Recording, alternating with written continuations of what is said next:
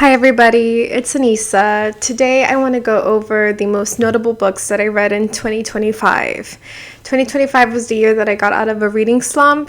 2024, the year prior, was just so chaotic, especially because of my work at the time, that I would come home physically and mentally exhausted and really didn't have any energy at the end of my day to pick up a book and read it. So things have changed, and luckily in 2025, I have got out of my reading slump.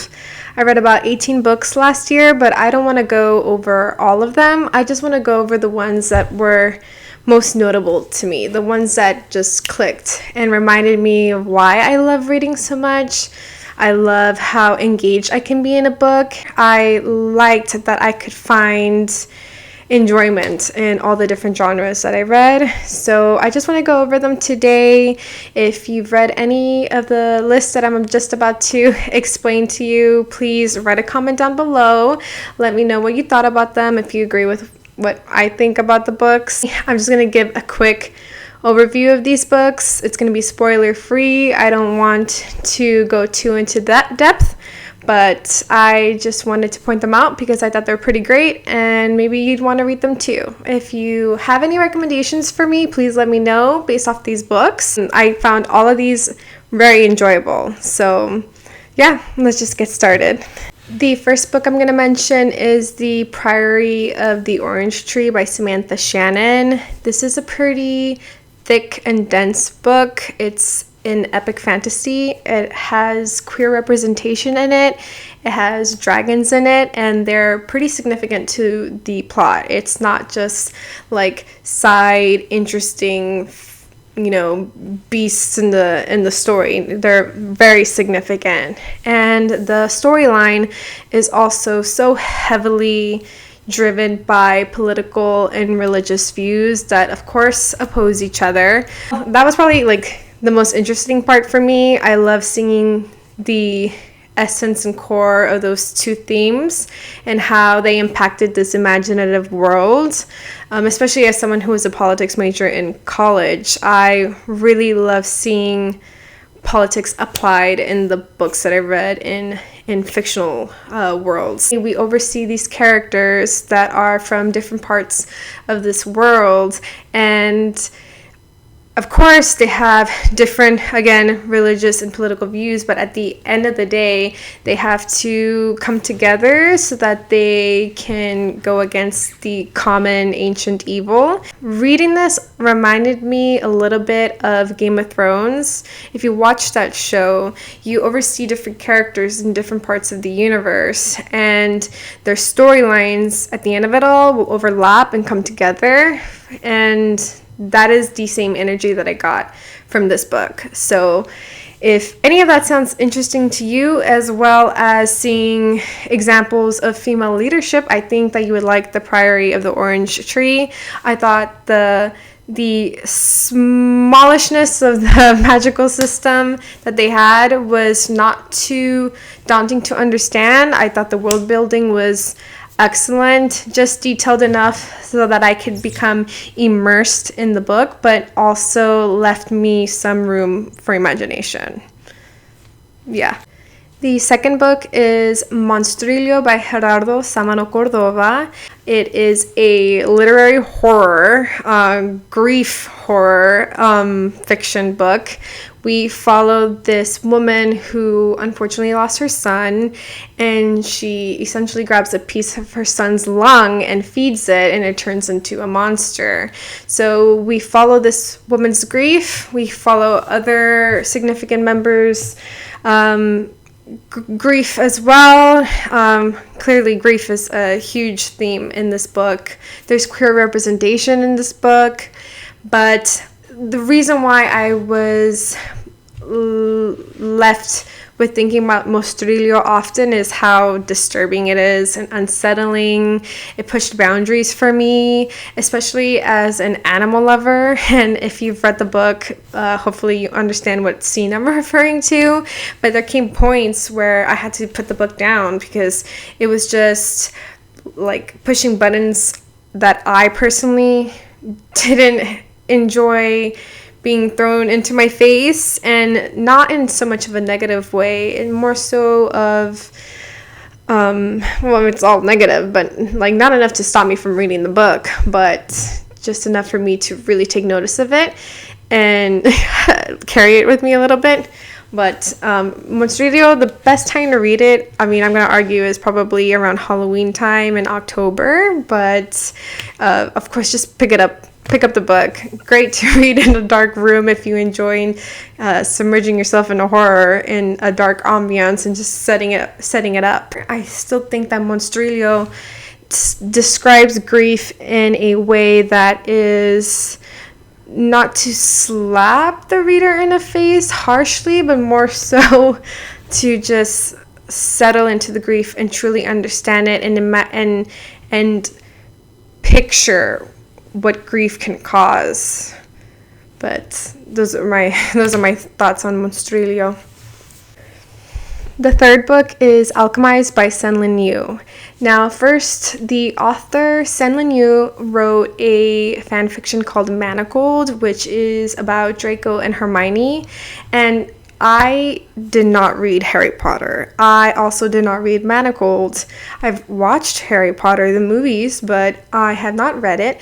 And I am grateful that I am one of those readers that went into Alchemised without having that in the back of my mind, because I think that Alchemised was really good. I understand that the author grabbed the storyline essentially from Manacled and put it into Alchemised while creating their own world and their own magic system, but I wish that we had a little bit more of this book, even though this book is about 1,000 pages long. Well, it's more than 1,000 pages, but I wish that this book was like at least 2 books.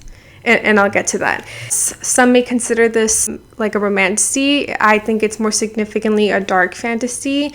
Not that romance is not important in this book. I think the romance is very important in this book. I think it is the driving point for a lot of the decision making. So it is still a little excusable to call it a romance, but the themes of war and tragedy and loss are just so significant that I don't know, it's probably like all those things in one even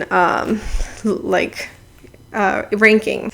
There's necromancy. The magical system is set up around alchemy, has themes of political influence, religious influence, and I just really enjoyed it. We follow a main character called Helena, and we basically see the decisions that Helena makes to survive the war and also protect her loved ones. And another main character, in my opinion, is Cain.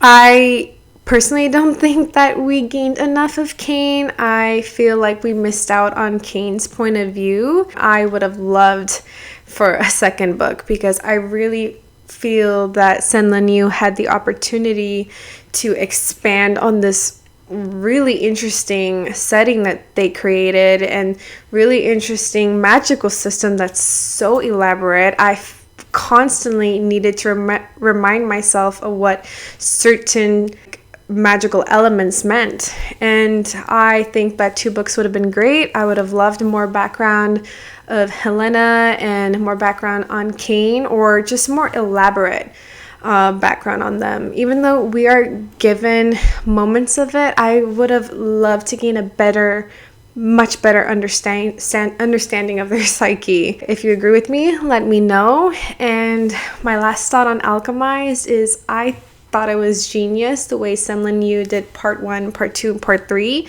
It definitely added on to the reading experience, and if you've read the book, you know what I mean. But because this book is also so layered, I really want to reread it again because I firmly believe that I likely missed a lot of symbolism in this book.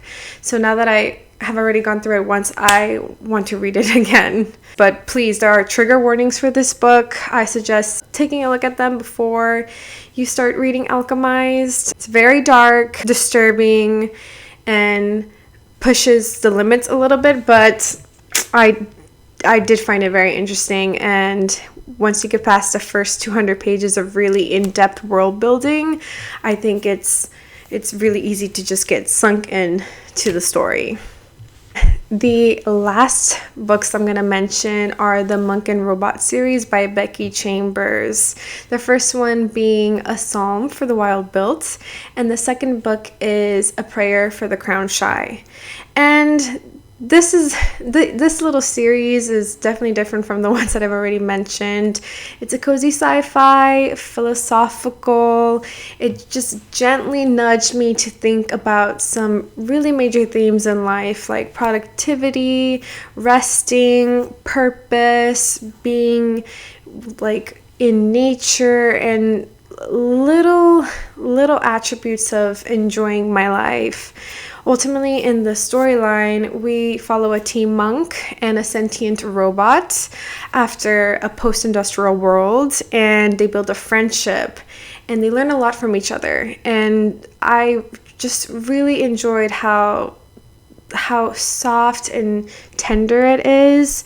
I use these books as palette cleansers for all the other dark books and heavier reads that I had, but if you read it, let me know what you think. They're very short. They're about 150 pages. I loved how gentle they were, and there were just moments where I was like, oh yeah, like that's a good point. Like I never really thought of this that way. What a excellent point here, and just kind of made me feel more content and less stress about existential thoughts that people might have about one's purpose and one's future, and I really enjoyed that. So I really love these books. These were definitely 5 stars for me.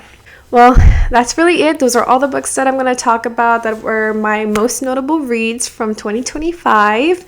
Again, please let me know if you have read any of them and what you think. Leave a comment down below, like and subscribe. Yes, if you have any other recommendations of books like this, please let me know. I would love to add them onto my list. But yes, see you next time. Bye.